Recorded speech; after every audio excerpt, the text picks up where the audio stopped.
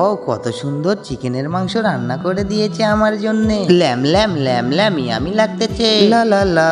আরে মোটু তুই ওখানে কি করতেছিস? আমাকে দিবি তো? এই সর্বনাশ করেছে, এবার রাজু ছুটে আসতেছে মাংস খেতে, আমি পালাই অনেক দূরে। আমাকে বডি বিল্ডার হতে হবে, ওষুধগুলো তাড়াতাড়ি খেয়ে নি। লাম লাম লাম লাম।